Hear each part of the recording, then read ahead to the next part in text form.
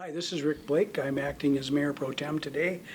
Mayor Adams is absent with leave from the Monday, June 10th, 2019 regular meeting of the Grand Rapids City Council. It was a relatively short agenda today, but there were several items on the consent agenda that I'd like to mention. One is that the Grand Rapids Police Department is applying for a grant to receive 2 AKC Reunite ProScan 700 microchip identification scanners to be used at the domestic animal control facility. There was a visit there by a veterinarian. He was inspecting the unit, and he concluded that the scanner that was in use at the time wouldn't have been able to scan some of the newer chips. So the police department decided to buy some, but then discovered that there was a availability of some grants, so we're going to apply for that and see if we can get those grants. Another item on the consent agenda was accepting the donation of a dock located on Forest Lake, just a little bit west of the dock that's currently there by the Forest Lake restaurant.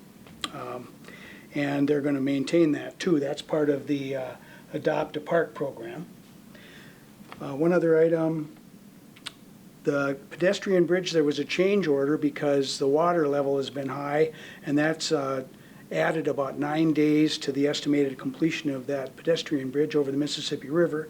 I'm sure everyone's interested when that'll be done, and I think, if I'm not mistaken, it should be 2 or 3 weeks before that's done from today.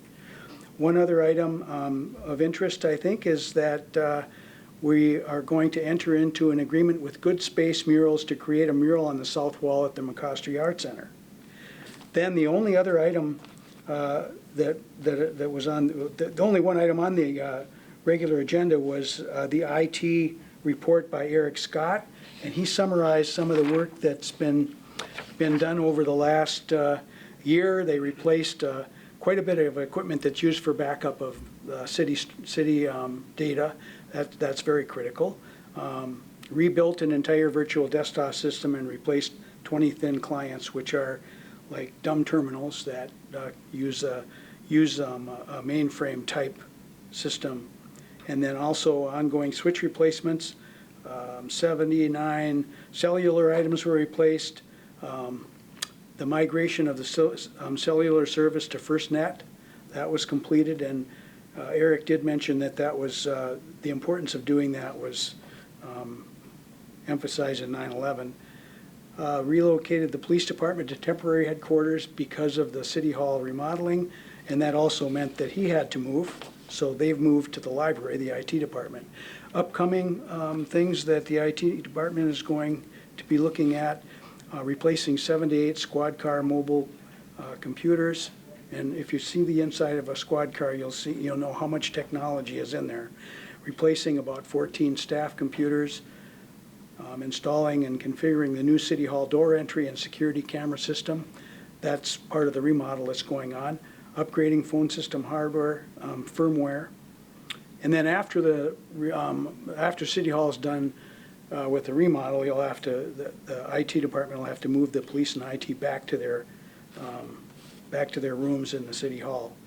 He also mentioned something interesting with the virus protection.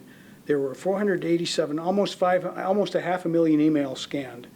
About 59% were delivered to staff. So that means the rest of them were spam or were not delivered for one reason or another. 291 viruses were stopped before they entered the system. And also he mentioned an intrusion prevention system where 1,400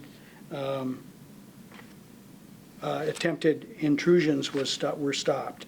I did forget one thing that I wanted to mention. During public forum, Bob Broking came in and talked about the races.